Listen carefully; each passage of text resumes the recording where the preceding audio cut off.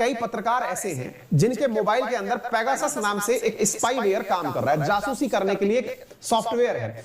Software को malware बोलते हैं, मतलब ऐसा जो कि गलत इंटेंशन के साथ आपका काम करे उसे मालवेयर कहा जाता है ना। तो मोबाइलों में हुआ ये था, जैसे मान लीजिए कि मेरा मोबाइल है, अब इस मोबाइल के अंदर पता चल रहा है कि किसी ने एक ऐसा सॉफ्टवेयर इंस्टॉल कर दिया जिसका मुझे पता ही नहीं है, या फिर मैंने अपना मोबाइल किसी को नहीं दिया था, मैंने कोई भी ऐसा मैसेज ओपन नहीं किया, ना ही मैंने कोई लिंक ओपन किया, फिर भी मेरे मोबाइल में वायरस आ रखा है।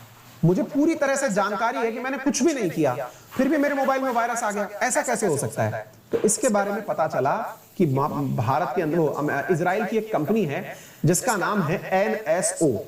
ये दुनिया भर के देशों को जासूसी के सॉफ्टवेयर बेचती है, और ये सॉफ्टवेयर इतना खतरनाक है कि आपके मोबाइल जेब में रखे हुए हैं, आप यूज नहीं भी कर रहे हो तो भी ये अपने स्पीकर से आपकी सारी बातें सुन रहा है।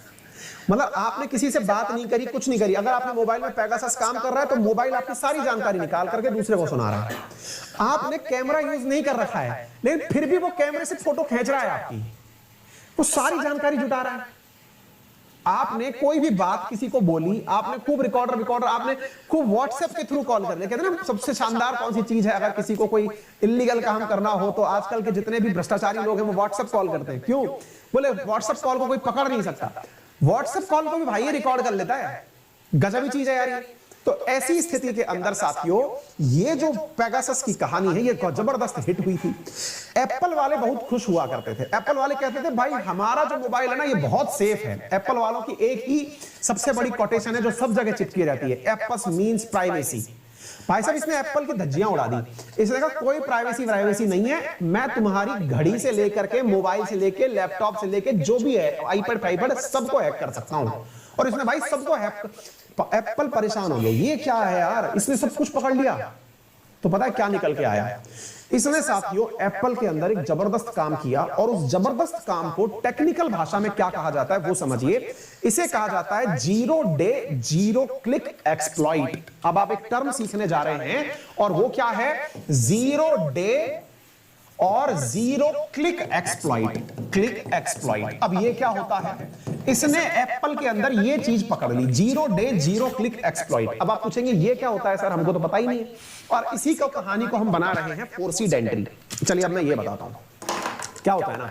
जैसे मान लो कि आज आपका कोई सॉफ्टवेयर है, आप इसको ऐसे समझिए, आपने जैसे अनअकैडमी का कोई सॉफ्टवेयर है, आप अनअकैडमी की क्लास के लिए मोबाइल इंस्टॉल करते हैं गूगल प्ले स्टोर से, आपने इंस्टॉल किया। अब हमारे सॉफ्टवेयर में यानी कि हमारे एप्लीकेशन में कोई बग रह गई। बग का मतलब क्या होता है कि मैंने तो सोच रखा था कि बहुत बढ़िया एप्लीकेशन बनाया है, लेकिन मुझे नहीं पता था कि उसमें कोई लीकेज है। लीकेज का मतलब है कि मेरी मुताबिक तो ये एकदम सही सॉफ्टवेयर बन गया, लेकिन मुझे नहीं पता कि इसके अंदर कहीं एक गड़बड़ है।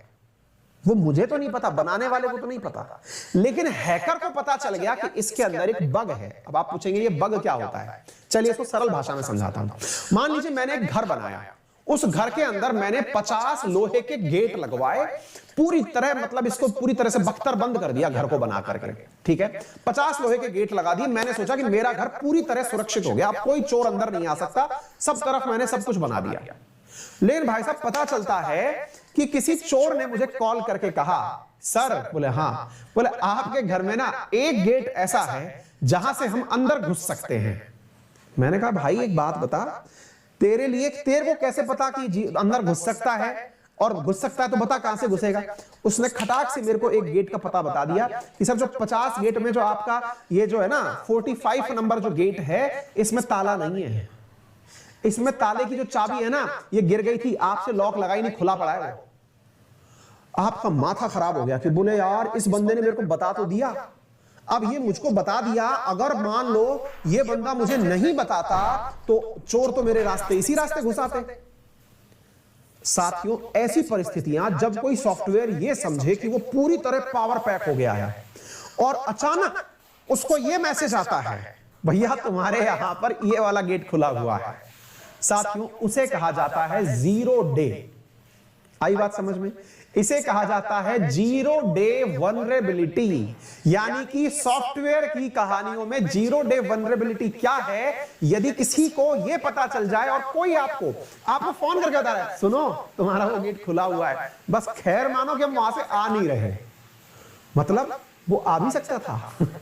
साथियों, ऐसी स्थिति में कंपनियां अपने मोबाइल का या सॉफ्टवेयर का तुरंत अपडेट डाल देती हैं।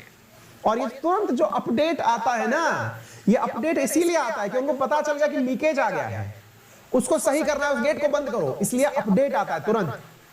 अब आप पूछेंगे सर ये तो बहुत बढ़िया चीज है, तो फिर सर एक बात बताइए, अब ये गेट खुला रह गया, अब हैकर क्या करता, हैकर किस तरह से दिमाग लगाता, हैकर क्या करता, ये जीरो डे वल्नरेबिलिटी को वो यूज करता। कैसे? बोले अब अंकित सर के 50 लोहे के गेटों में से 45 नंबर वाला जो गेट है ना, वो सर को तो लगता है कि बंद है, लेकिन मुझे पता है कि वो खुला है। तो भाई साहब, चोर के नाम पर हैकर क्या है, साइबर चोर है। वो आएगा, उसी गेट से एंट्री करेगा, उसी गेट से एंट्री करेगा, माल निकालेगा, क्योंकि मैं तो बेफिक्र होकर सो रहा हूं कि मेरा घर एकदम सुरक्षित है, बढ़िया से मेरा सारा माल साफ किया और लेके चला गया, मैं अभी तक भी खुश हूं, मेरा घर तो सुरक्षित है? साथियों, ऐसी घटना पेगासस जो कंपनी एनएसओ है वो करवाती है। एनएसओ क्या करता है कि दुनिया भर के जितने भी सॉफ्टवेयर हैं उनका दोबारा से अध्ययन करवाती है। अब आप पूछेंगे सर ये कैसे पता चला? अमेरिका के अंदर एक रिसर्च लैब है जिसका नाम है सिटीजन लैब। उस सिटीजन लैब ने बकायदा ये बताया है एप्पल को कि आपका जो आई मैसेज है, एप्पल के अंदर क्या होता है ना साथियों, एप्पल से एप्पल को भेजने के लिए एक मैसेज सुविधा होती है जिसे आई मैसेज कहा जाता है। बोले उस आई मैसेज के अंदर बग है, और वो जो बग है ना वो एनएसओ ने पकड़ रखी है। आई बात समझ में? सिटीजन लैब ने एप्पल को बताया कि तुम्हारा जो आई मैसेजिंग सिस्टम है वो सब जगह खुलता है, इस घड़ी में भी खुलता है, मोबाइल में भी खुलता है, लैपटॉप में भी खुलता है, बोले उसमें बग है, और एनएसओ ने पेगासस सॉफ्टवेयर उसी बग के माध्यम से, यानी उस टूटे हुए रास्ते से आपके अंदर घुसाया हुआ है। अब एप्पल वालों की तो लाइट उड़नी थी, एनएसओ ने ये बात कैसे पकड़ी? एनएसओ इसी काम को करता था। साथियों, इस प्रकार से जीरो डे जो वल्नरेबल हैं, उन जीरो डे वल्नरेबल सॉफ्टवेयर के अंदर अगर कोई उसका मिसयूज कर ले तो इसे कहा जाता है जीरो डे एक्सप्लॉइट। क्या कहा जाता है? जीरो डे एक्सप्लॉइट या जीरो क्लिक एक्सप्लॉइट। तो दोबारा सुनिएगा, जीरो डे वल्नरेबिलिटी क्या है? अगर हैकर ने फोन कर दिया, बोले सर आपके मोबाइल, आपके यहां पर गड़बड़ है, बोले ये गड़बड़ है, तो ये जीरो डे वल्नरेबिलिटी तुरंत अलर्ट जारी कर दिया जाता है। अब उसने आपको खुद को नहीं बताया, वो तो यूज करना शुरू कर दिया कि बेटा तुम्हारा लीकेज है, हम फायदा उठाएंगे। That is known as zero click exploit. तो दो टर्म सीख ली, इन दोनों को संयुक्त रूप से कहा जाता है फोर्सिड एंट्री। तो फोर्सिड एंट्री क्या है? एक ऐसी घटना जिससे कि आपने पकड़ लिया कि हो क्या रहा है। आ गई बात समझ में? ये किसको पता चला है? एप्पल वालों को पता चला। एप्पल वालों के होश उड़ गए, एनएसओ की काबिलियत बाहर आ गई कि एनएसओ करता क्या है। आप क्या सोचेंगे कि इससे बचा जा सकता है? नहीं, इससे दुनिया की कोई ताकत नहीं बच सकती। आपको जानकर के आश्चर्य होगा कि सरकारें इस प्रकार के हैकर्स को खुद हायर करती हैं। आपको विश्वास नहीं होगा, लेकिन अगर कोई सरकार को यह बता दे, आप में से भी कोई एथिकल हैकर हो, इसे एथिकल हैकर कहा जाता है, जो सरकार को बता दे कि सर आपका जो भीम एप्लीकेशन है ना, इसके अंदर ये वाली बग है, जानकर के आश्चर्य होगा कि सरकारें इस प्रकार के हैकर्स को खुद हायर करती हैं। आपको विश्वास नहीं होगा, लेकिन अगर कोई सरकार को यह बता दे, आप में से भी कोई एथिकल हैकर हो, इसे एथिकल हैकर कहा जाता है, जो सरकार को बता दे कि सर आपका जो भीम एप्लीकेशन है ना, इसके अंदर ये वाली बग है, मैं इस बग का यूज करके लोगों के अकाउंट में से रोजाना 1-1 रुपया निकालता हूं। आपके पास में 50 करोड़ अकाउंट हैं, मैं रोज 1 रुपया भी अगर एक अकाउंट में से निकालूंगा तो किसी को पता भी नहीं चलेगा, और मैं रोजाना 50 करोड़ रुपए कमाऊंगा। ये बग है आपके। बोलिए कितनी बड़ी बात है। अब सोच के देखिए, कोई किसी ने एक ऐसा वो बना लिया कि उसको भीम एप्लीकेशन के अंदर ये पता चल गया कि गड़बड़ क्या है, और भीम एप्लीकेशन से वो रोज 1 रुपया निकालता है। आपको खुद को ही नहीं पता होता आपके अकाउंट में कितने पैसे हैं, कितना भी रख के बैठो, 1-आध रुपए के नंबर पे आप गायब हो जाते हैं। एक चोर है जो केवल 1 रुपया निकालता है, लेकिन 50 करोड़ अकाउंट से निकालता है।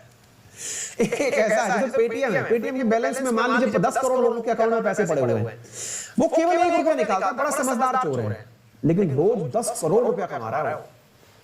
ऐसे एथिकल हैकर्स को सरकार खुद पकड़ती है कि बेटा तुमको सरकारी नौकरी देंगे, बढ़िया पैसा देंगे, तुम सब काम करो और हमारी सर्ट इन में जाकर बैठो। भारत की एक ऐसी एजेंसी है जो कि इस प्रकार के काम करती है, that is known as CERT In. वहां पर लोगों को नियुक्तियां दी जाती हैं, तुम काम करो, पैसा लो बढ़िया से और हमको बताओ हमारे क्या क्या फॉल्ट हैं। तो सरकार के खुद के पास भी ऐसे हैकर्स होते हैं जो कुछ खुद से चेक कर रहे होते हैं कि हमारे डिफॉल्ट क्या क्या है। आ गई? अब जरा सोच के देखो एनएसओ के पास में कितने बड़े लोगों की टीम होगी, कैसे कैसे हैकर्स होंगे जिनका काम यह है कि एप्लीकेशन की कमी ढूंढो।